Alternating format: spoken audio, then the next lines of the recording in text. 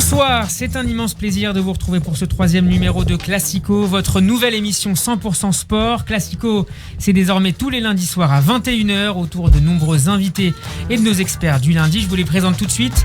Il a conseillé Nicolas Sarkozy lors de la campagne présidentielle de 2007 et pourrait bientôt reprendre en main, ou un jour tout du moins, la communication du club de son cœur, le Paris Saint-Germain. Bonsoir Franck Tapiro. Bonsoir, c'est génial, vous faites campagne pour moi finalement. Communicant et fondateur de Chutzpah, tout un programme.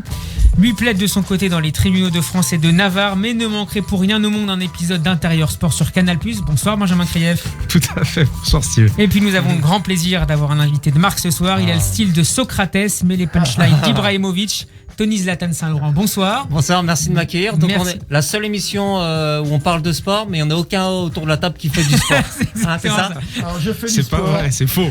Je fais du sport malgré mon âge tunisien de 55 ans. Je peux vous dire que je rigole pas avec ça. Et ça se voit pas. Tony, merci d'être avec nous. Vous Merci jouez en à ce vous. moment au grand point virgule avec votre spectacle Incassable. Et je pense qu'on va bien rire avec vous pendant 1 heure. Bienvenue en tout cas. Ok, c'est inclassable. Hein. Vous avez oublié. J'ai dit quoi Vous avez incassable. Inclassable. Et ben c'est super. On pour était un peu commencer. dans l'ambiance tacle au genou. Intaclable, oui. Ouais, c'est ça. Et bienvenue en tout cas dans Classico qui démarre tout de suite. Second poteau Pavard. Alors Tony, vous serez sur scène à Paris jusqu'au 26 décembre. Ça se prépare comment un spectacle, surtout en cette période de coronavirus? On a un vrai protocole sanitaire et c'est vraiment ça la priorité. Je crois que c'est la sécurité avec cette crise sanitaire. Ça veut dire les gens ils rentrent pas en même temps, ils ressortent pas en même temps, on donne du Mais gel. personnellement, ça se passe comment, comme un peu comme avant un match, un peu de stress? Non, moi pas du tout. Je suis vraiment très détendu, très nonchalant. C'est un truc où je me sens bien, donc j'appréhende pas du tout. J'espère avoir bien bossé, donc ça va, j'appréhende pas. Alors on va écouter Tony un extrait de votre spectacle Inclassable. Alors les vendeuses de Sephora, c'est bon, on a compris que le maquillage tu le payais pas. La dernière fois j'étais dans une boutique et une vendeuse de Sephora m'a mal parlé. Bah j'ai sorti une lingette. J'ai dit attention où je t'efface. J'ai jamais vu une fille aussi belle. Elle était avec 3 mecs, 3 blacks. Je dis oh putain ça va être compliqué cette histoire. C'est mort. Là pour faire diversion j'ai lancé une boîte de chicken. Je vais la voir, je dis t'es jolie, t'es belle. Elle me regarde comme ça, je dis ça je le sais. Je dis on me le dit tout le temps, toute la journée t'es belle, t'es belle, t'es belle. Elle me dit tu fais le malin, dis-moi quelque chose que je sais pas. Je dis 9 fois 8.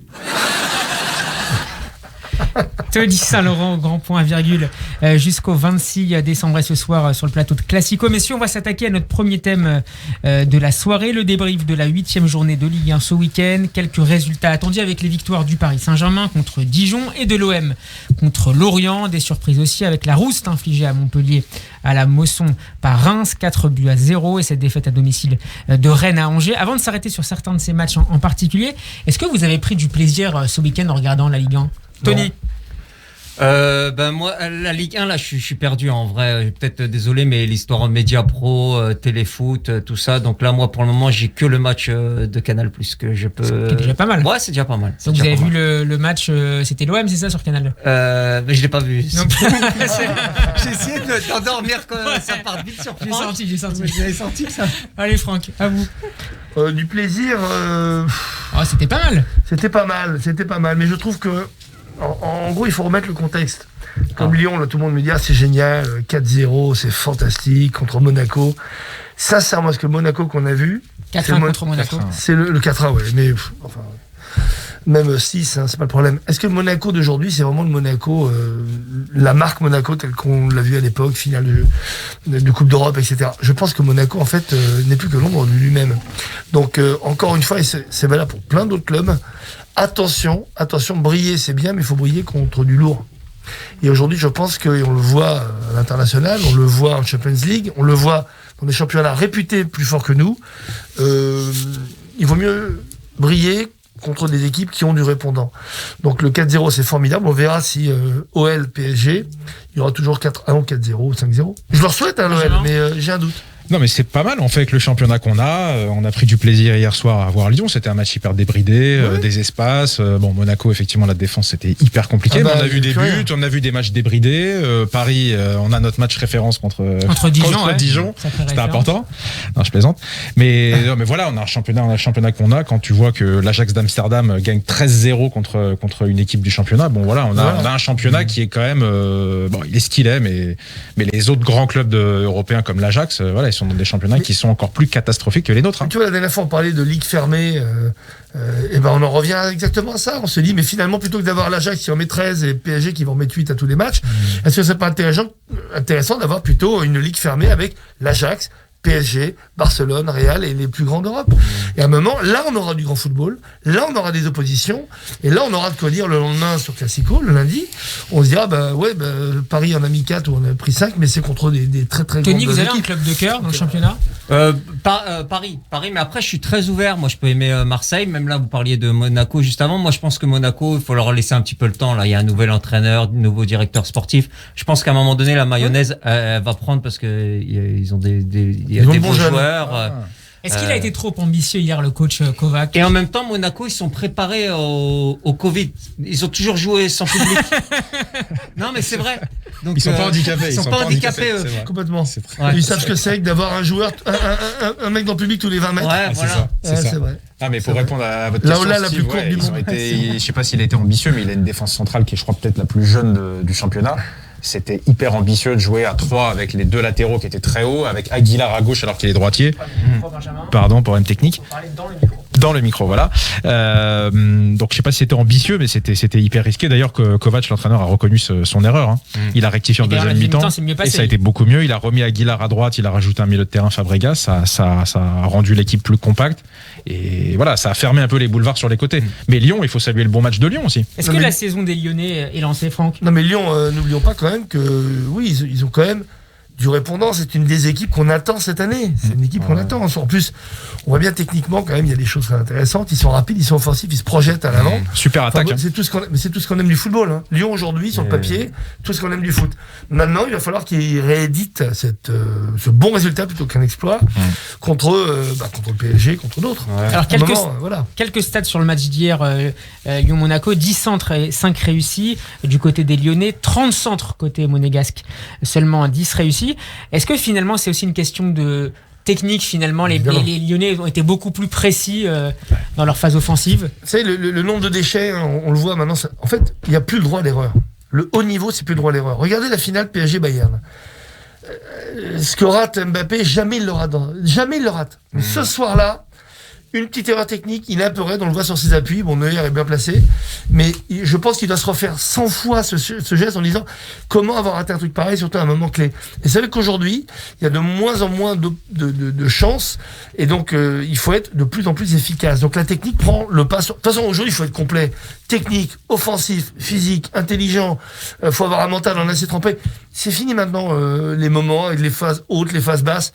Faut être tout le temps à fond parce que vous voyez bien, vous faites un contre-résultat puis on vous tombe dessus. Mais vous croyez pas que, enfin, j'ai le droit un peu de, faites ce que vous voulez, prendre position. Vous croyez pas que c'est un peu l'arbre qui cache la forêt? Souvent Lyon, quand une grande équipe, ça n'a rien à voir que contre un Dijon, contre un Beauvais ou un truc comme ça. C'est là on pourra pas voir parce qu'ils sont pas qualifiés en Ligue des Champions. Mais ouais, mais je sais pas, j'ai l'impression que Lyon il joue bien quand il y a une équipe en face et sinon après Rudy Garcia, j'ai l'impression qu'il tourne en rond. Enfin, je sais pas. Moi. C'est vrai qu'ils ont fait un super été en finale A. Ils ont battu, on en parlera tout à l'heure, Manchester City. C'est quand même pas rien. Non, mais surtout, on oublie cette année, à chaque fois j'entends des critiques sur le football français en 2020. Je rappelle, c'est peut-être la plus grande année du foot français. Que, on le veuille ou non, le résultat, c'est que jamais on a eu deux équipes dans le dernier carré de Champions League. Donc on peut monter et descendre. 2020, c'est une année en or. En or, on aurait aimé qu'elle soit en or massif avec une victoire du PSG ou de l'OL. Mais l'OL n'a pas démérité. Ils ont fait des exploits qui, sur le papier, sont supérieurs à ceux du PSG, qui est mon club de cœur. Donc sur le papier, le trajet, le parcours de l'OL est incroyable. Ce qu'ils ont réussi à faire, c'est hallucinant. PSG, ils avaient une équipe pour massacrer tout le monde, même le Bayern. Alors parlons justement du mercato. Memphis Depay, Moussa Dembélé et Oussama Aouar sont finalement restés à Lyon. D'autres joueurs sont arrivés, comme le Brésilien Lucas Paqueta en provenance du Milan AC. Est-ce que ça fait Lyon un candidat crédible à la deuxième place ? Ouais, alors un petit mot sur Memphis Depay, c'est quand même un gros match de sa part, des gros matchs de sa part depuis qu'il est resté à son transfert avorté vers Barcelone. Il était inexistant, il était complètement transparent depuis le début de la saison quand il était dans l'état d'esprit de ce transfert. Depuis que le transfert est terminé, franchement, grand professionnel. Il a repris une place décisive dans le collectif. C'est la meilleure recrue du club. C'est clairement la meilleure recrue. Aouar, pareil. Kadewere, très intéressant, super joueur. Hier, à droite, il fait un super match. Il est rapide, il est vif, il fait des centres. Il est très très bon. Quand on pense qu'il y a Dembélé sur le banc, c'est offensivement, c'est assez impressionnant comme équipe. Vraiment. Tony ? Moi, je pense que le facteur risque de Lyon, c'est le coach, c'est Rudy Garcia, parce que les supporters, ils l'ont pas il est pas dans la poche ils l'ont pas dans la poche. Il était déjà pas beaucoup apprécié. Ouais, voilà, et il a pas le droit à l'erreur, il est sous pression dès qu'il fait un choix un peu bizarre, il se fait chauffer, donc c'est Rudy Garcia, ça me fait un peu peur. Et vous pensez que ça peut le fragiliser aussi au fur et à mesure de la saison ? Olas, il rigole pas, hein, il veut les chiffres, hein, il est là, hein, il a un peu un totem d'immunité Juninho, ça fait un an et demi, mais au final, je pense que les deux, ils peuvent sauter. Cette année, ils n'ont pas la Ligue des Champions, donc en championnat, il faut absolument qu'ils accrochent la Ligue des Champions, deuxième, troisième place. Sinon, Rudy Garcia et même peut-être Juninho d'ailleurs, ça sera terminé. Hein. Parce que l'épisode Silvinho, quand même, c'était un beau flop. Tony, gardez la parole. Vous avez tenu une chronique hebdomadaire dans l'émission Téléfoot en 2015. Qu'est-ce que vous retenez de cette expérience ? Comment ça s'est passé ? C'était une expérience, c'était un milieu que je connaissais pas du tout. Moi, j'avais un regard d'un mec qui regarde de temps en temps le foot. Il m'avait sollicité pour participer à cette émission. C'est assez, en fait, les supporters du foot, les supporters, tout simplement, les amateurs de foot. C'est facile de faire rire sur le foot. Ils blaguent pas sur Twitter. J'ai beaucoup. C'est dur de vanner. Ouais, tu peux pas. En vrai, tu vas de n'importe quel club, le gars il va te rentrer dedans, ça c'est sûr. Est-ce que c'est un sujet, le foot, le sport, où il y a vraiment de la place pour effectivement l'humour ? C'est vrai. Hein, au final, je crois que c'était, en toute honnêteté, c'était pas un truc pour moi. Il y a Kazar fait ça super bien. Moi, il y a un mec que j'adore, c'est Mohamed Eni. Il me tue de rire quand il fait ses débriefs. Mais je crois que c'est leur truc et ils vivent le truc. Moi, j'étais trop le rigolo qui regarde un match de temps en temps. En fait, on reproche souvent aux humoristes de blaguer sur le foot, mais de pas s'y connaître en foot. Peut-être. C'est ça le vrai truc. Donc en fait, comme le monde du foot est beaucoup plus intégriste que celui de la politique, où tout le monde peut se foutre de la gueule de n'importe quel homme politique avec un immense plaisir, au foot, ça reste quand même un monde ultra fermé. Tu peux te moquer du foot, mais t'as intérêt à t'y connaître. C'est vrai que Kazar, lui, arrive parce que il a une bonne connaissance du football. Il balance des parpaings. Parfois, c'est pas de l'humour, c'est des parpaings déguisés en humour, parce qu'il est extrêmement drôle. C'est un copain que j'adore. Mais il peut faire un débat très sérieux sur le football. On n'accepte pas le tout humour, qui est vraiment un problème en foot. C'est peut-être un des seuls domaines où on n'accepte pas le tout humour. C'est-à-dire faire une émission humoristique à 100% sur le foot, à mon avis, ça n'existera jamais. On verra. J'espère me tromper en plus. Vraiment. On va revenir au terrain avec. Mais c'était une belle expérience. Pour finir, c'était vraiment une chouette expérience. C'était vraiment cool. Vraiment cool. J'avais vraiment rigolé. On va parler maintenant du Paris Saint-Germain. On en a dit un mot il y a quelques instants. Le PSG s'en est sorti facilement de Dijon 4-0 avec les premiers buts en France de Moses Kean. Un doublé pour l'ancien attaquant d'Everton et de la Juventus de Turin. Benjamin, comment vous l'avez trouvé ? Ouais, Moïse Kean précisément. Ouais, intéressant dans son rôle de numéro 9, même si c'est pas vraiment son poste, il a expliqué à la fin du match. Voilà, il marque un doublé, il est présent dans le jeu. Non, c'est bien. Il peut passer devant Icardi dans la hiérarchie ? Non, je crois pas. C'est ce qu'on attend de lui. Et d'ailleurs, Tuchel a été clair après le match. Il a dit dans peut-être une interview. Tuchel, Thomas Tuchel pour être être précis. Il a dit l'interview dit clairement que sa place, ça va être sûrement ces matchs-là contre Dijon. Mais c'est ça qu'on attend de lui, c'est de marquer des buts contre Dijon. Il l'a fait. Il l'a bien fait, donc félicitons-le. Ouais, mais moi, ce qui me rend dingue, c'est qu'on parle de Kean et de Icardi, mais depuis quelques mois, quand même, ou alors j'ai rien compris, Tuchel pense qu'il peut jouer et gagner sans numéro 9. Il a joué en 9, Kean. Oui, d'accord, pour une fois contre Dijon. Icardi, c'est un 9 aussi. En Champions League, il a joué avec qui en 9 ? Mbappé, il a commencé avec Mbappé. Mais Mbappé ne sera jamais un 9. Donc encore une fois, ce qui me rend dingue, c'est que tous les grands matchs qu'on a ratés cette année, et en finale, il a fait rentrer à la fin Mouto Shopping, parce que c'est son petit surnom, mais il n'a pas mis Icardi. Donc encore une fois, je ne comprends pas, moi, le style de jeu du PSG sans numéro 9. C'est honteux. C'est honteux. On a un numéro 10 qui est exceptionnel, un des plus grands joueurs de tous les temps. On a... qu'est-ce qui se fait mieux dans le monde aujourd'hui que Mbappé? Oui, mais est-ce que c'est pas Mbappé qui met la pression sur son coach alors qu'il a son contrat pour être prolongé dans les prochains mois? Le coach est un patron. À un moment, il y en a qu'un qui met la pression, c'est le coach. Et on a beau s'appeler Neymar, Mbappé ou n'importe qui, si c'est un coach, c'est lui qui met la pression. Donc il y a les buts, en fait, il y a les buts adverses, et puis il y a les ballons qui passent de droite, de gauche, de droite, de gauche, et de temps en temps, on compte sur qui pour croiser la balle? À l'époque, c'était qui? Thiago Silva, qui venait de derrière, ou Marquinhos. Mais c'est pas leur rôle. Le rôle de quelqu'un qui vient couper ou qui vient occuper les défenseurs, surtout avec Manchester où il y avait 9 mecs en défense, c'est un 9 qui vient les emmerder. Donc moi je ne comprends pas si on perd, c'est pas à cause des joueurs, c'est à cause du style de jeu. Ouais. On doit jouer avec un 9 qui occupe des défenseurs centraux à ce niveau-là. Et surtout qui vient récupérer les centres. C'est qui le 9 là? Icardi? Pour malgré son état de forme qui est assez... Mais évidemment, faut mettre Icardi, mais Icardi, il faut le mettre en confiance. Un numéro 9 qui est pas en confiance, il faut le faire jouer. Rappelez-vous les 2 premières années de... comment il s'appelle Pardon? Vous vous gueulez, Franck. Oui, mais oui, parce que ça me passionne. C'est un supporter qui parle. Mais non, mais ce qui me rend dingue, c'est je connais pas moi une grande équipe avec sans grand numéro 9. Ça n'existe pas. Enfin, à un moment, c'est pas possible. C'est une question de confiance, c'est vrai. Mais Cavani, on oublie ces 2 premières saisons épouvantables. Seulement, on l'a fait jouer, déjouer, rejouer. Jusqu'au moment où il est devenu le plus grand. Comment s'appelait cet attaquant brésilien Christian, ouais. Il y a une dizaine d'années, qui était nul pendant 6 mois et qui était ensuite un excellent attaquant. Qui était un à 40 points. Moi, si je peux prendre position. Ouais, Tony. Je vais créer en sortant de cette émission un groupe sur Facebook. Voilà. Tuchel démission. Parce que lui, il me prend la tête depuis 1 an. On l'a fait venir pour du beau jeu. J'ai l'impression il met Mbappé, il met Neymar. C'est démerdez-vous. J'espère qu'il va faire un truc. On va croiser des doigts. C'est n'importe quoi ce coach. J'espère qu'il va vite sauter. On va prendre Allegri ou un Italien. Parce qu'en plus, il y a un truc que beaucoup mieux, Allegri. Je sais pas, mais quand on dégage Tuchel là, parce que non, moi j'en ai marre. Et un truc j'ai détesté, et ça j'ai les boules, c'est il nous a mis Danilo en stopper derrière. Et on l'a recruté pour mettre au milieu. J'ai l'impression il y a un peu une guéguerre avec Leonardo. Il a voulu. Mais personne joue à son poste en fait, c'est incroyable. Il est nul. À un moment, je suis désolé, mais un grand coach. Il est nul. Dites-le. J'ai pas dit qu'il est nul. Mais si, dites-le, vous le pensez. Depuis tout à l'heure, il y a une veine qui apparaît sur votre front. Tony Saint-Laurent. Dites-le, Franck. Dites-le si je me barre. Dites-le parce que vous le pensez. Il est nul de pas jouer avec un 9. Avec une pointe qui occupe les défenseurs centraux. Il est nul. Parce que à chaque fois que le PSG joue comme ça, ça marche bien. Voilà. Il est nul. Je vous fais plaisir là. Voilà. C'est principal. Il faut que les invités c'est ça, les invités doivent bien se sentir. Donc vous venez dans mon groupe Facebook. Vous venez dans mon groupe Facebook Tuchel démission. Allez, bien sûr. Voilà. Alors le PSG affrontera mercredi Istanbul Başakşehir mercredi soir. Donc le club turc a gagné son dernier match de Super League 5-1, notamment grâce à un but de Dembaba. Oui, un ancien joueur de Caen. Un autre, oui, tout à fait. Crivelli. Je l'ai. Domergue, non. Crivelli. Ouais, tout à fait. Ancien joueur de Bastia, tout à fait. Absolument. Exactement. Et donc Istanbul qui est 11e au classement. Après la défaite la semaine dernière des Parisiens contre Manchester United 2-1 au Parc des Princes, est-ce que Paris a l'occasion de se racheter contre les Turcs?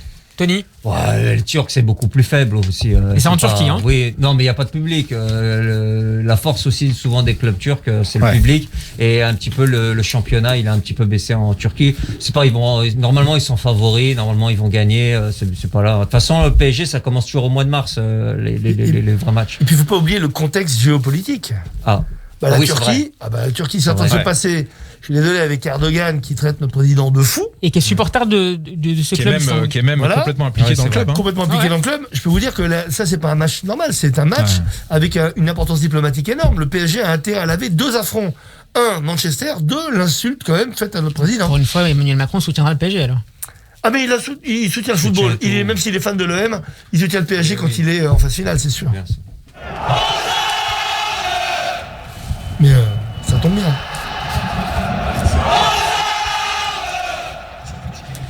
L'Olympique de Marseille reçoit lui demain le Manchester City de Pep Guardiola après une défaite sur la pelouse de l'Olympiakos la semaine dernière. Et pour en parler, on est en ligne maintenant avec Romain Canouti. Salut Romain. Salut. Merci d'être avec nous dans Classico. Vous êtes journaliste au site Le Phocéen, consulté à peu près 72 fois par jour par les supporters de l'OM. Romain, l'OM a-t-il une chance de renverser les Mancuniens demain dans un vélodrome vide? Ouais, alors 72 fois par jour par chaque supporter. Bien sûr, évidemment. Je peux en témoigner. Pages vues par mois. Voilà, effectivement, c'est ce qui explique cela. Est-ce qu'ils ont une chance de gagner? C'est l'essence même du sport, donc normalement on dirait oui. Après, même si on est Marseillais, on n'est pas totalement débile. C'est une bonne nouvelle. Voilà. Voilà. Info. De toute façon, vous savez ce que c'est à Paris de rencontrer Manchester à domicile. C'est pas facile. Vous pouvez en parler. C'est pour toi, Ça attaque. Il y a une petite pique. Voilà. Donc effectivement, il y a un rapport de force assez important. Même si on peut se dire, ce qui est bien, c'est que City, ils ont gagné leur premier match. Donc du coup, ils vont peut-être être un peu plus détente à ce niveau-là. Je pense que pas du tout, et je pense que ça va être extrêmement compliqué pour l'Olympique de Marseille. On a déjà vécu ce genre de match en Ligue des Champions. Voilà, il n'y a pas de, même en phase de poule, même où on peut se dire les autres en face ils sont pas à 100%. Il y a un tel niveau d'écart que même en sifflotant et en venant avec les AirPods dans les oreilles, ils vont quand même réussir à gagner. Romain, est-ce que le problème principal de l'OM reste toujours son animation offensive et notamment la question de l'avant-centre? Ouais, alors plus l'animation offensive, je pense que l'avant-centre, je vous ai écouté avant, vous parliez de Mauro Icardi, on expliquait qu'il fallait donner de la confiance à un 9. C'est valable pour Mauro Icardi, c'est valable pour Dario Benedetto et c'est valable pour Achille Anani à Grenoble. C'est un peu pareil. Il faut sur un 9, il faut avoir ce truc-là. Et ça fait déjà 9 matchs sans but pour Benedetto. Alors ouais, ça j'aime bien comme stat. On oublie quand même que son but était totalement valable au Parc des Princes. Ah oui, j'y étais, c'est vrai. C'est vrai.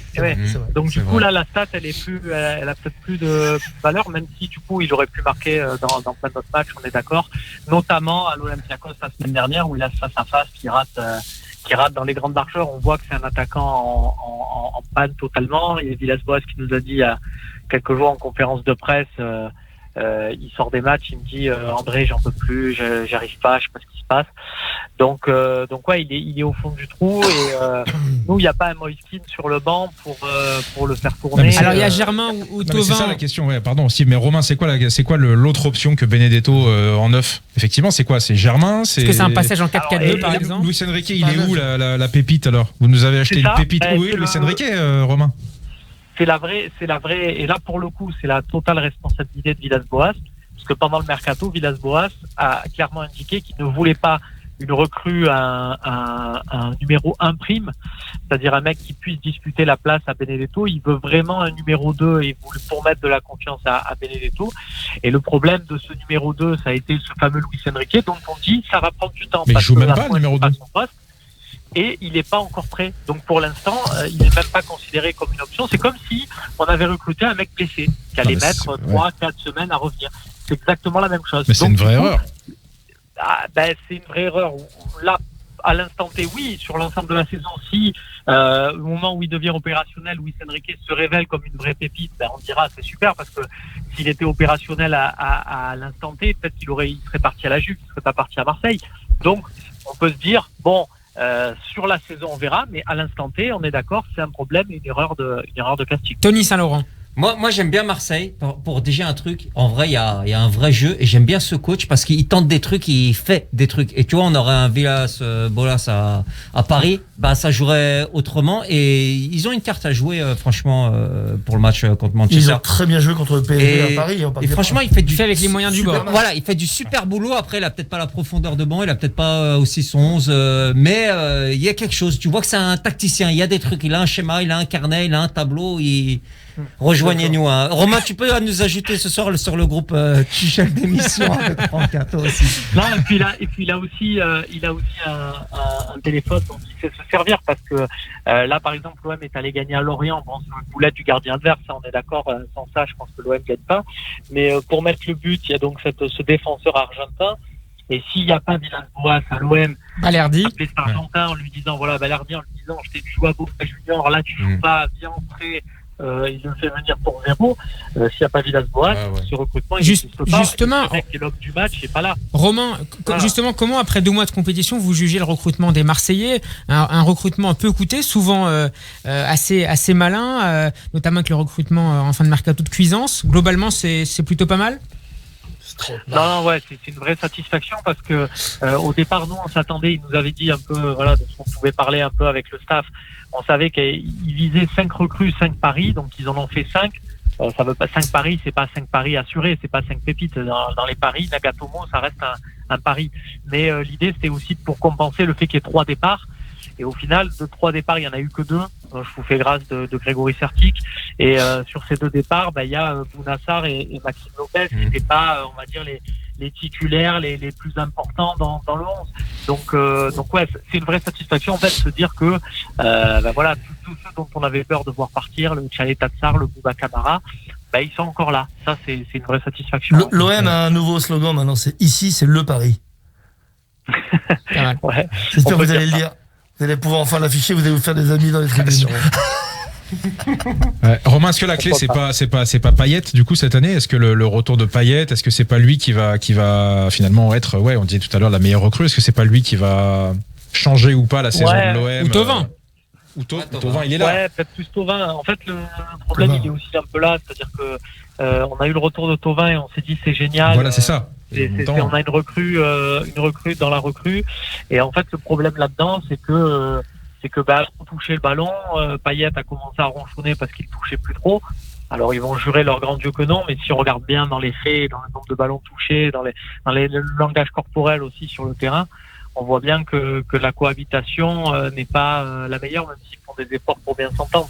Dans le jeu, ils sont peut-être pas super compatibles. Ou alors il était comme à l'époque avec Garcia où il y avait un Ocampos qui courait pour eux, et là dans l'effectif il faut trouver un mec qui va courir pour eux. Donc je pense que c'est comme tout, c'est-à-dire c'est ça le rôle d'un coach. Donc on va revenir sur le groupe Facebook Tourelle d'édition. Il faut trouver le petit truc qui permet de trouver la bonne formule. Et c'est vraiment dommage parce que ces 2 joueurs sont techniquement Payet, c'est quand même un truc de dingue. Bon, même s'il est toujours pour moi avec quelques kilos en trop. Ça se voit, et surtout quand on voit l'importance du physique aujourd'hui, on le voit dans tous les matchs.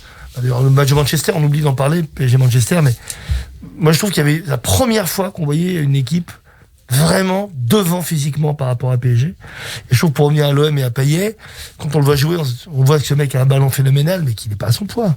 Donc non seulement il n'est pas à son poids, ils doivent trouver une alchimie avec Thauvin. Et puis peut-être épauler davantage devant Benedetto. Mais évidemment, donc c'est encore une fois, parler d'organisation de schéma de jeu comme au PSG, il faut qu'ils aient une organisation offensive plus franche, plus forte, et un grand coach justement arrive à faire cela. C'est l'alchimie, c'est un alchimiste, un grand coach. Mais par exemple là, Payet il est face à vous, Franck. Vous lui dites de manger quoi? Qu'est-ce que vous lui conseillez? Il y a des choses très simples, hein, vous savez. D'abord, le rapport poids, masse, masse grasse, etc., poids musculaire. Et après, voilà, c'est peut-être aussi dans la tête. Ouais, d'accord. C'est peut-être dans la tête. Le poids, parfois, est une conséquence d'un petit décalage de confiance. Merci beaucoup, Romain Canuti, d'avoir été notre invité ce soir dans Classico. Je rappelle qu'on peut vous lire avec grand plaisir sur le site Le Phocéen. À bientôt. Super, on l'avait déjà perdu. Plus de batterie. C'est ça. On va s'arrêter maintenant quelques instants sur Pep Guardiola. Le coach des Citizens est à Manchester depuis 4 saisons. Début de saison un peu compliqué cette année pour Manchester City. 13e au classement avec 8 points seulement après 5 matchs. Samedi, les Mancuniens ont été tenus en échec 1-1 face à West Ham. Déjà 2 défaites au compteur pour City face à Leicester et Arsenal. Est-ce l'année de trop pour le Catalan ? Non, je pense pas. Je pense que c'est l'année du Covid. Hein. On oublie ce paramètre, mais t'as des joueurs comme ça qui peuvent te lâcher à un moment donné. Il faut s'adapter, les trucs. Non, c'est un super coach. Je sais, en vrai, je sais pas. Peut-être ça. Parce qu'on dit qu'il y a des cycles parfois. Guardiola, cycle de 3 ans et puis il passe à autre chose. Il a terminé. Non, mais c'est pas l'année de trop. Non, pas encore.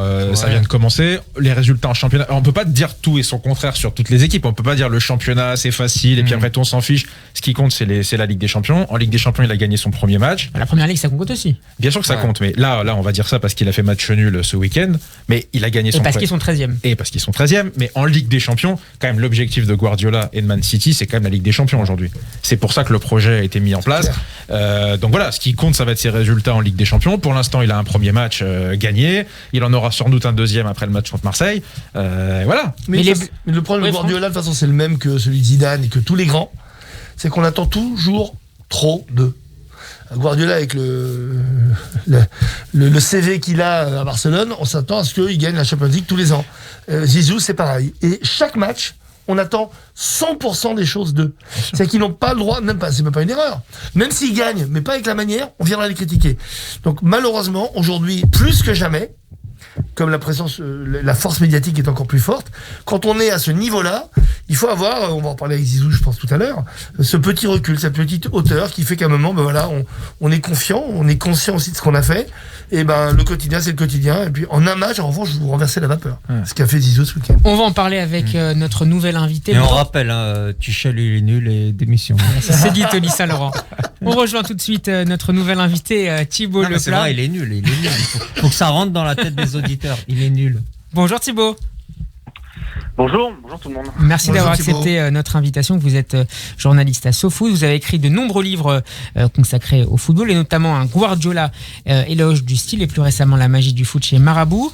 Avant de parler avec vous du classico espagnol, est-ce que Guardiola vous semble en ce moment un peu à court d'idées ? Guardiola, il est un peu à l'image de tout le monde en ce moment, c'est que tout le monde est un peu fatigué, tout le monde est un peu morose, et lui, il a du mal à lui-même gérer ces gars qui sont eux-mêmes dans une ambiance un peu bizarre. Ce qui fait qu'il est effectivement, c'est sa 5e saison de suite à Manchester City, et effectivement, il a un peu de mal, et on le voit sur le terrain un peu son City de cette année, il a un peu de mal à rebondir un peu, il a un peu de mal, son City manque de peps, manque de panache. Puis il y a beaucoup de blessures aussi, Thibaut. Il y a beaucoup de blessures, mais il y a aussi des conditions sanitaires très compliquées. Moi, je connais bien le staff de City, et il y a des conditions sanitaires très compliquées pour les joueurs qui ont de plus en plus de mal à le vivre. Il faut se rendre compte que les joueurs, par exemple, ils n'ont pas le droit de chercher leurs enfants à l'école, ils n'ont pas le droit de manger avec eux, tout ça est très difficile. Plus une ambiance qui est moyenne entre les joueurs eux-mêmes. Ce qui fait que voilà, ça donne une espèce d'ambiance un peu de fin de règne à City, quoi. Est-ce que le club est toujours fragilisé par son élimination cet été contre Lyon ? Ouais, il est fragilisé parce que suite à des décisions tactiques de Guardiola qui n'ont pas forcément été comprises par tous les joueurs, le départ de David Silva a eu une importance décisive. C'était un des patrons du vestiaire ? C'était un des patrons du vestiaire, un patron silencieux, quoi. C'est pas David Silva, c'est pas un meneur d'hommes, mais c'était quelqu'un d'exemplaire. Et il n'est pas parti en excellents termes avec Pep. Alors c'est pas fini en claquant de porte, mais en revanche, il y a eu des décisions qui ont été difficiles à comprendre, sa tactique face à Lyon. Puis d'une manière générale, dans ces grands matchs, Pep a eu tendance à vouloir absolument faire des coups tactiques et finalement renoncer un peu à tout ce dont il faisait l'éloge jusqu'à présent, à savoir la prise de risque et le fait de ne pas se renier face à un adversaire important. City est un habitué. Oui, je vous en prie. Pardon, voilà. Non, je vous en prie, non, oui, voilà. Donc une ambiance un peu bizarre où on voit même Pep, il est lui-même très fatigué. Tout le monde est un peu, voilà, entre deux, quoi. Ambiance compliquée, période difficile. Je parlais des blessures il y a un instant, Thibaut Leplat. Un mot peut-être aussi des transferts. City est un habitué des mercatos records, un peu moins cet été en raison de la Covid-19. Rayon de départ, vous citiez le départ de David Silva vers la Real Sociedad. On peut également évoquer celui de Leroy Sané vers le Bayern Munich pour 45 millions après une saison quasi blanche. Rayon arrivé, Ruben Dias est arrivé depuis le Benfica et Nathan Ake de Portsmouth. Est-ce que ça peut expliquer ce recrutement, disons, plus traditionnel ? Est-ce que ça peut expliquer ce début de saison difficile des Citizens ?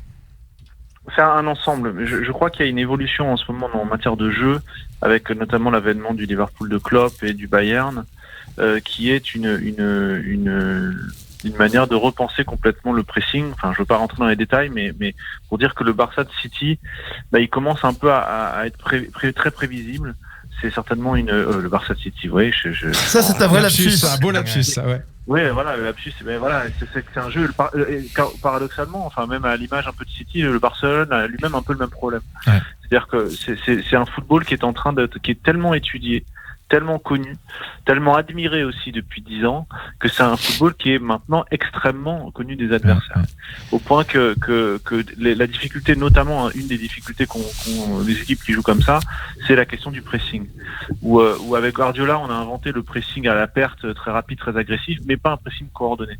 Et l'avènement de Klopp, l'avènement du Bayern, ça a été la capacité à coordonner ces pressings-là et donc à rendre la possession totalement stérile en face, et voire extrêmement dangereuse. Et tous les buts que prend City, ce sont des erreurs de passe assez grossières dans leur moitié de terrain. Et derrière, le match contre Leicester, c'est ça. C'est à chaque fois le match contre Lyon, c'est pareil. c'est des pertes de balles assez grossières. Qui donne ensuite tout de suite un avantage à l'adversaire. Donc c'est assez décourageant quand on est City parce que ils n'ont pas véritablement évolué dans leur manière de jouer. Ça circule même moins rapidement que ça pouvait l'être il y a 2-3 saisons où c'était assez vertigineux, c'est City. Et en face, vous avez des adversaires qui sont renforcés. Donc voilà, donc ça donne une mayonnaise qui fait que voilà, City et Barcelone, c'est pas totalement un hasard que les deux sont un peu se ressemblent là-dessus, sont un peu le même problème, quoi.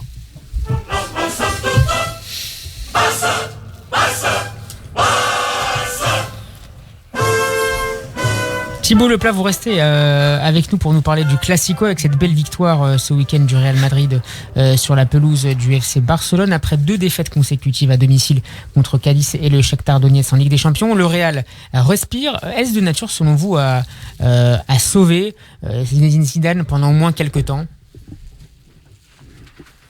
Jusqu'au prochain Classico, oui. Enfin, au Real, c'est simple. La limite, c'est 2 défaites d'affilée. À partir de la 3e, vous êtes sur la sellette et vous pouvez quasiment dire au revoir à votre job.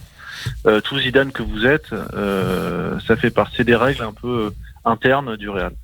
Donc là, pour l'instant, l'intérêt du Classico, c'est que ça redonne généralement une dynamique émotionnelle à l'équipe qui en avait besoin, parce que les 2 matchs contre Cadiz et après les matchs en Ligue des Champions ont été assez catastrophiques. Mais exactement comme l'année dernière, exactement au même moment, Zidane a lui-même été sur la sellette pour finalement se reprendre et après un morne Classico 0-0, finalement se reprendre et après le confinement à prendre la tête de la Liga, quoi. Donc le Real est un club très émotionnel, très affectif, qui fonctionne par dynamique. Et Zidane lui-même est un grand entraîneur pour les grands matchs. Mais les matchs moyens, c'est pas forcément la personne la plus adéquate.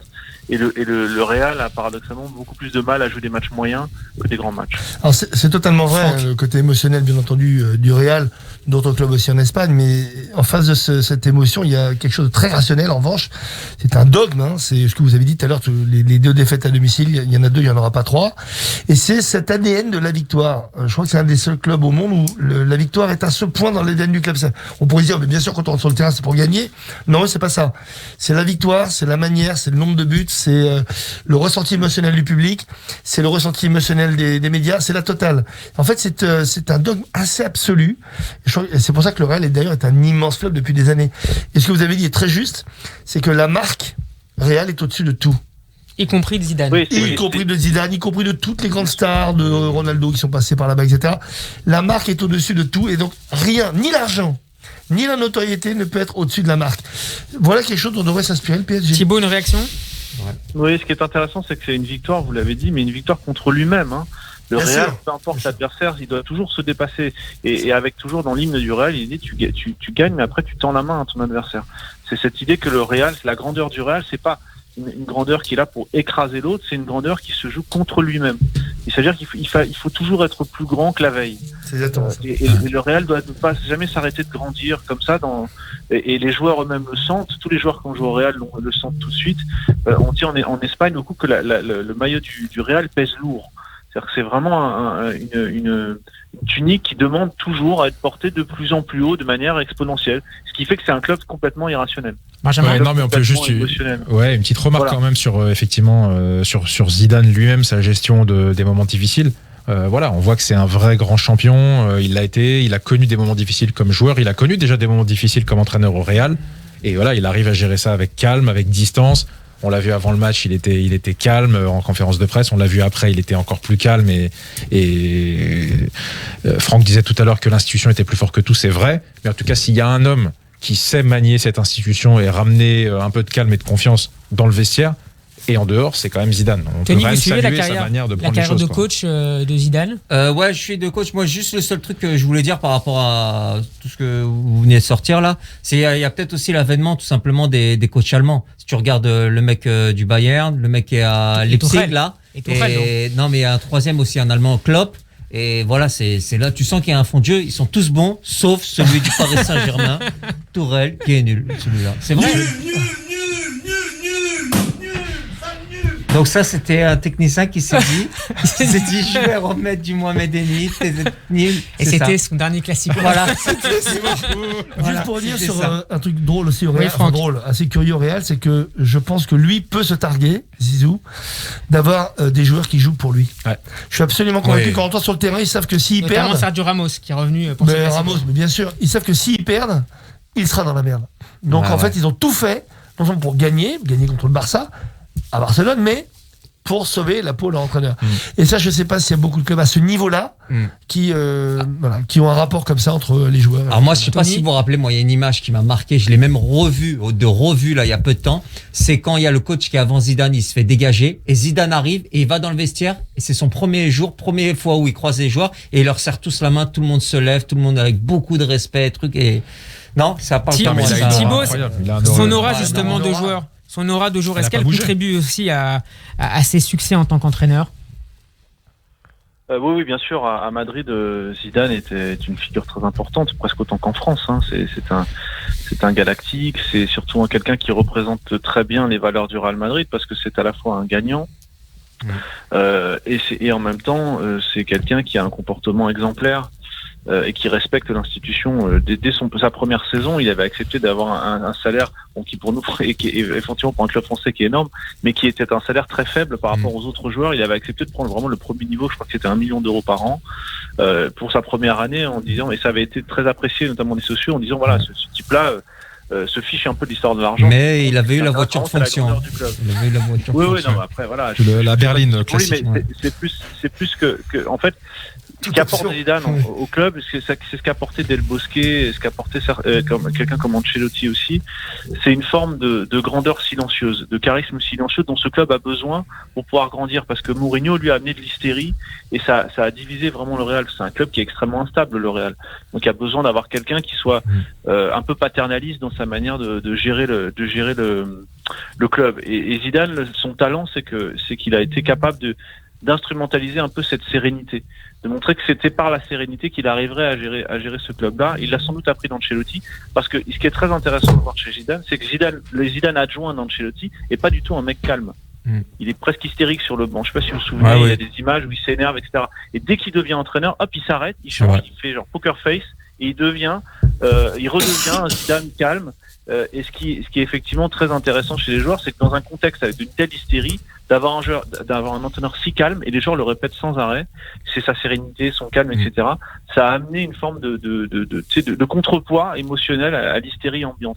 Et ce qui fait que les joueurs, ils valorisent ça, ils sont contents d'avoir ce type d'entraîneur parce qu'ils savent ce qu'ils ont, et après ils savent pas ce qu'ils auront. Donc ils préfèrent garder un Zidane qui est comme ça, qui ne raconte pas et qui tire pas la couverture de son côté, mais en même temps qui met en valeur le club et qui peut servir de paratonnerre de temps en temps. Et moi je suis très curieux tellement Zidane il incarne le Real. Qu'est-ce qu'il va faire après? Dans quel club il peut aller? Je le vois aller. L'équipe de France, ou la Juve. C'est les deux seuls trucs où la Juve peut-être. Il ira en équipe de France. Il ira pas à la Juve. Équipe de France, Je pense. Vous pensez qu'il ira pas à la Juve? Non, je pense qu'il ira en équipe de France. Thibaut. Vous pensez il ira pas dans un autre club. Moi, j'en suis certain. Non, il ira. Donc, il est capable d'attendre 2 ans comme ça chez lui à regarder PlayStation, tout ça. Chez lui, PlayStation avec le Real, franchement, moi, je signe tout de suite. Dans le 35 mètres carrés, vous le voyez comme ça, Zidane dans son 35 mètres carrés, 6e étage sans ascenseur, comme ça. Ouais, il est capable. Il est capable, avec la Freebox là qui marche 1 fois sur 2. Même avec n'importe quel. Et les petits plats Picard comme ça chez lui là, comme ça. Même sans micro-ondes. 2 ans, il va même attendre. sans micro-ondes. Pas sûr. Mais il est comme ça. Pas sûr. Il a le temps pour lui. Oui, il a été capable de s'arrêter, de revenir. Non, c'est quelqu'un qui a une idée un peu mystique, quoi, de son parcours, quoi. Donc, qu'est-ce qu'il va faire de mieux que le Real? C'est vrai. Il a des beaux joueurs, il va avoir des beaux joueurs. Il sait très bien qu'à la Juve, c'est pas du tout le même accueil, c'est pas du tout le même contexte. Il va se mettre en danger s'il va à la Juve. Donc, c'est l'équipe de France. Alors que l'équipe de France, c'est pareil. Il aura une aura immense qui lui permettra de. Après, il y a une grande cause, hein. Il y a la grande cause. Il y a peut-être PSG s'il gagne pas cette année encore. Non, il n'ira pas. Malheureusement, il viendra jamais. J'ai pas une grande cause, hein. Il viendra jamais, malheureusement. Merci beaucoup, Thibaut. Non, c'est l'équipe de France. Merci beaucoup, Thibaut Leplat, d'avoir été notre invité ce soir. Je rappelle que vous êtes journaliste à SoFoot et que vous avez fait publier l'année dernière le livre La magie du foot chez Marabout. À très bientôt. Merci beaucoup. À bientôt. Au revoir. On va continuer à parler encore quelques secondes de Barcelone et notamment de l'un de ses attaquants vedettes, Griezmann. Il était dans les tribunes en Ligue des Champions contre Ferencváros la semaine dernière. Je l'ai bien prononcé. Ferencváros, je l'ai bien prononcé. Ferencváros. Il était sur le banc à nouveau cette fois contre le Real. Est-ce que le moment pour lui, Benjamin, de quitter Barcelone? Pas encore. Quand on a la chance d'être dans un club comme Barcelone, il faut absolument s'accrocher à 250%, essayer de trouver la clé pour jouer. À quel poste? Hier, j'entendais, je sais plus à quelle émission, dire n'importe lequel. Je crois que c'est pas faux, quoi. Il faut vraiment qu'il. C'était vivement dimanche. Ouais, exactement. C'était Michel Drucker qui disait ça. Il a raison, Michel. Non, mais c'est vrai. Il est à Barça. Il est dans l'un des plus grands clubs d'Espagne avec le Real. Bon, peu importe, mais il y est. Il faut qu'il joue. Mais ça fonctionne pas. Ça fonctionne pas du tout. Il y a des problèmes de tout ce qu'on veut, technique. Il s'entend pas avec les autres. Il s'entend avec personne. Mais peu importe. Si c'est un grand joueur, il faut qu'il y aille. Il faut qu'il s'impose. Et peu importe à quelle place il rentre, il faut qu'il fasse quelque chose. Voilà ce qu'a dit Michel Lizarazu hier sur le plateau de Téléfoot. Griezmann doit quitter le FC Barcelone. Il est arrivé là avec le fantasme de jouer avec Messi, mais il n'y a pas de relation technique avec seulement 5 passes de moyenne par match. Est-ce que vous êtes aussi déçu, Tony? Ah non, mais déjà c'est une erreur de com. Au début, il nous fait son histoire il y a 2 ans. Je reste ou je pars avec l'Atlético. Il reste, il part chez l'ennemi. Et ça prend pas la mayonnaise. Ça fait 1 an et demi. J'ai rarement vu un mec pendant 1 an et demi, il galère et d'un coup il explose. Et surtout, il y a comment il s'appelle Ansu Fati. Ansu Fati qui a 17 ans. Ça y est, il vole la vedette, c'est fini, ça sera pas la star. C'est foutu pour lui, c'est foutu. Il y a Dembélé sur le banc. Et il y a ouais, mais c'est foutu pour lui. Il avait vraiment, je suis d'accord, il avait toutes les occasions pour percer, toutes les occasions pour exister. Mais je pense que là, c'est vraiment, moi je l'appelle Griezmann, je l'appelle même plus Griezmann. Ah. Ça se voit qu'il est triste sur le terrain. À la limite, quand on va jouer avec l'équipe de France, il retrouve le sourire. D'ailleurs, il marque des très beaux buts. Et c'est pas le même. Donc à un moment, je pense que inévitablement, il doit partir. Il a marqué 0 but avec le Barcelone. 0 but, 0 passe décisive cette année avec Barcelone, 3 buts seulement avec l'équipe de France. Mais voilà, donc il doit partir vite. Mais j'ai peur qu'il s'entête dans son truc de. J'ai peur qu'il s'entête dans son mood Rosta. Je reste, je veux réussir. Et j'ai peur qu'il reste. Pour vous, il devrait partir dès le prochain mercato. Ah oui, mais je pense qu'il va rester encore au moins 2 ans. Il va s'enfermer, il va vouloir pas partir sur une défaite. Ce serait une énorme connerie. Mais il va pas vouloir partir sur une défaite. Oui, mais il n'y a pas vraiment de défaite. Encore une fois, s'il n'avait pas ce super palmarès en équipe de France, ce serait. Oui, mais dans sa tête, c'est une Rosta, champion du monde. Il veut marquer l'histoire du Barcelone. Il ne faut pas s'entêter. Mais il faut pas s'entêter. Il y a un sujet, c'est pour aller où aussi? Paris, partir pour aller où? Il y a un départ de Mbappé ou de Neymar. Ah bah Paris, on l'accueille quand il veut. Ah bon, vous le prenez-vous? Ah ouais, tout de suite. Je l'accueille tout de suite. Pourquoi on le prend pas? Avec Mbappé, lui il jouerait 9. C'est exactement le mec qui. Combien vous le prenez? Combien il veut? Je sais pas combien il veut. Mais 100 millions, vous l'achetez 100 millions? Je sais pas si c'est 100 millions. Il coûte plus 100 millions aujourd'hui. Ah, il coûte plus 100 millions? Ah non. Coûte combien maintenant? 80. 80? Un petit 70, ouais. Ah, si c'est 70, quand même. Mais attendez, Griezmann, c'est un immense joueur. Mais je suis pas sûr qu'il revienne. Vous pensez qu'il peut revenir un jour comme ça? C'est sûr, il est pas. Il n'a d'ailleurs jamais joué en France. Pardon? Il n'a jamais joué d'ailleurs en club français. C'est pour ça qu'il revienne pour le PSG, pardon. Parce que là, j'ai l'impression que c'est dans la tête. Ça y est, là, il est. Ouais, mais non, mais ça va. Non, ce mec, c'est un immense joueur, C'est vrai, il est fort. Il y a au Barça, de toute façon, on le voit bien depuis 2 ans, c'est un peu le bordel intégral. Cette équipe, elle tourne plus. Il y a un problème, c'est un problème de génération. Ils doivent passer à une V2. Ils ont du mal, donc ils s'entêtent. Est-ce qu'il doit attendre le départ de Messi? Pardon? Est-ce qu'il doit attendre le départ de Messi ou la retraite de Messi? Mais non, parce que sur qui il va tomber? Mais non, il venait pour Messi. Ça marche pas avec Messi, il doit partir. Non, mais on fait un cas particulier de Griezmann, mais c'est comme n'importe quel joueur français qui va dans un club étranger. Là, c'est Barcelone, mais quand un joueur français va dans un grand club étranger, il faut qu'il fasse sa place, quoi. Que ce soit Griezmann. Vous pensez à Dugarry? N'importe qui, ouais, voilà. Il l'avait pas fait non plus d'ailleurs. Non, mais n'importe lequel. On parlait de Real et de Benzema tout à l'heure. Benzema, quand il est arrivé au Real, personne lui a déroulé le tapis blanc en disant tapis rouge plutôt, enfin blanc, en disant vas-y t'es le numéro 9, c'est facile. Mais quand on va dans un grand club étranger, il faut faire sa place, il faut s'imposer, et si c'est dur sur le terrain et en dehors, il faut se battre. Mais c'est pas la même chose. Benzema, quand il arrivait de Lyon, c'était un petit. C'était le petit et il a fait sa place. Là, il est arrivé en mode je suis le Rosta, je suis numéro 1 de l'égal de la. Et n'oublie pas que Zizou lui fait une entière confiance. Benzema, c'est facile de jouer quand t'es neuf. Je parle de confiance avec un Zizou qui compte sur toi, c'est énorme. Quand tu t'appelles Griezmann et que Messi joue pas avec toi, t'imagines, c'est horrible. C'est pire que si l'entraîneur ou le président pense pas à toi ou ne veulent pas jouer avec toi. Si t'as Messi qui est la grande star du football, te fait 5 passes par match, ça veut dire qu'il faut qu'il s'en aille. C'est simple. C'est ça le problème. C'est pas une question de niveau, c'est que c'est un truc qui colle pas. Ça colle pas. En quelques secondes, en retour sur la Première Ligue, le week-end de Première Ligue avec le match nul entre Manchester United et Chelsea. Qu'est-ce que c'est beau Benjamin, la Première Ligue? C'est quand même sympa la Première Ligue. Un mot sur le gardien de Chelsea, Edouard Mendy. Ouais, gardien de Chelsea, exceptionnel, magnifique, il est extra. On l'a dit Batman. ici la semaine dernière, c'est un grand gardien, c'est l'école des gardiens de Rennes. Il est dans la continuité à Chelsea, il va vraiment prendre du plaisir à Chelsea. J'écoutais hier un commentaire, je crois que c'était au Canal Football Club, et un commentateur anglais disait qu'ils étaient ébahis, qu'ils avaient quasiment jamais vu ça depuis des années.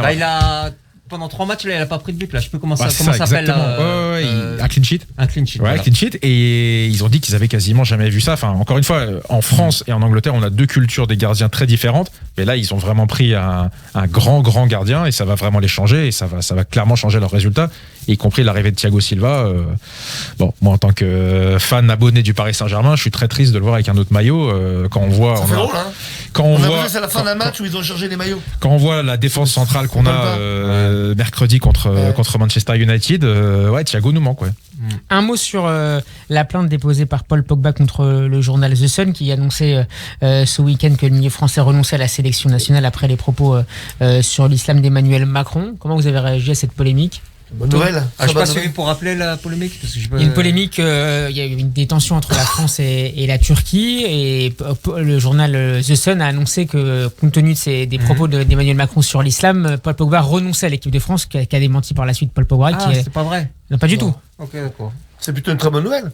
Très bonne nouvelle que Paul Pogba, d'emblée, non seulement confirme qu'il s'agit d'une fausse rumeur, qui vient, je sais plus, d'un pays du Golfe, je sais plus lequel, et bien entendu, il contredit en disant, bien entendu, on ne veut pas qu'on instrumentalise ni lui, ni sa religion pour... Je connais ça. Pour refuser l'équipe de France. Enfin, c'est un truc complètement absurde. Donc il a raison de porter plainte. C'est encore une fois, c'est en tapant de façon juridique qu'on arrive à affirmer quelque chose comme ça. Pogba, pour ramener les choses sur le terrain, il fait une super rentrée contre le Paris Saint-Germain. On l'a vu, il est rentré un peu. Change le match. Hein. Ah ouais, vraiment une rentrée beaucoup plus haute sur le terrain. Il n'était pas du tout défensif. Il était limite 9,5 ou 10 derrière les attaquants. Il est très bon à ce poste. J'ai trouvé génial. Vraiment, C'est d'habitude, je suis pas particulièrement fan. Je trouve qu'il est assez surcoté en 6. Mais là, beaucoup plus haut sur le terrain. C'était vraiment super intéressant. Et d'ailleurs, il amène malheureusement le deuxième but de Rashford. Messieurs, vous avez 30 secondes chacun pour votre coup de cœur ou votre coup de gueule de la semaine. Franck ? Coup de gueule, ça fait 2 semaines dessus déjà sur la Fédération Française de Foot. Alors un coup de gueule, mais je demanderai bien entendu à l'avocat et ceux qui peuvent être en droit de consultation. s'exprimer. Cher, c'est qu'il y a eu un article. Attention, je déclenche le chronomètre. On y va. Non, bien sûr, mais il y a eu un article qui est paru dans le New York Times parlant de comportements délictueux au sein de la Fédération Française de Foot concernant des femmes sur du harcèlement et donc des allégations très graves. Mais c'est une vraie enquête du New York Times. Et moi, je voulais parler de quelque chose qui s'appelle l'article 40. C'est une délégation de pouvoir public où le président de la fédération est obligé de porter plainte auprès du procureur de la République, et je parle sous le contrôle de Benjamin, si un fait, alors là apparemment il y en a plusieurs, se présente comme avéré. Et je ne sais pas, je pose la question, est-ce que justement cet article 40 a été respecté? Et je pose la question, est-ce que le président de la fédération a vraiment été voir le procureur de la République? Je ne le crois pas, sinon ça se serait su, mais ça c'est à enquêter parce que sinon c'est plus qu'un coup de gueule. Ce serait un coup terrible de montrer à quel point on est président mais pas responsable. Benjamin ? Pour mon coup de gueule ou mon coup de cœur ou la réponse à l'article 40. Alors je vais aller sur des sujets moins sérieux, mais je voulais vraiment mettre un coup de cœur, un coup de projecteur sur un reportage exceptionnel que j'ai vu ce week-end sur Arnaud Gérald. Personne évidemment ne sait qui c'est autour de cette table. C'est le recordman du monde d'apnée. Exceptionnel, vraiment un reportage extraordinaire pour montrer un peu les coulisses de ce sport, qui est un vrai sport. C'est une vraie performance physique, mentale, une concentration mais impressionnante. Il descend à 112 mètres. En dessous de 100 mètres, la pression sur lui, sur son corps est impressionnante. Voilà, vraiment, je vous le recommande. C'est un reportage extraordinaire. Arnaud Gérald, la sagesse des profondeurs. C'est vraiment impressionnant. Respect à lui. C'est un sport d'équipe. Même si c'est le seul à faire cette descente, il est entouré par plein de gens qui le surveillent et tout. C'est vraiment un reportage passionnant. Voilà mon coup de cœur. Avant de nous quitter, on va écouter et de jouer au quiz, on va écouter un deuxième extrait. Wajden Non. Je croyais que vous alliez dire on va écouter le dernier tube de Wajden. Non. Un nouvel extrait du spectacle de Tony. Ah, c'est moi, ok, d'accord. C'est moins drôle. J'ai rendez-vous avec mon conseiller bancaire de la Poste pour un prêt immobilier. Je lui ai demandé 40 000 euros. Bah, c'est pas possible. J'ai dit quoi? J'ai dit écoutez, je suis produit par Arthur, j'ai feuille de paye, j'ai contrat, il me faut 40 000 euros. Il m'a dit c'est pas possible. Il m'a dit c'est pas qu'on veut pas, on ne les a pas. Allez, c'est l'heure du quiz. Messieurs, est-ce que vous êtes prêts? On a Louis qui va nous aider à la régie. Donnez-moi le nom des entraîneurs du Real Madrid ou du FC Barcelone depuis la saison 1999-2000. De Madrid? Madrid ou Barcelone? D'accord. Tony? Koeman, ça marche? Koeman, ça marche. Oula. On Del investit. Bosque? Ça marche. Ça marche. Zidane? Ça marche. Mourinho? Ça marche. Bien sûr, ça marche. Ça marche. Guardiola? Ça marche. Sétienne? Qui est Sétienne? Ça marche. Pas longtemps, mais ça marche. Ça marche. C'est bien plus dur là. Ouais. Là, ça devient dur, là? Un petit peu. Ça marche plus là. C'est jouable.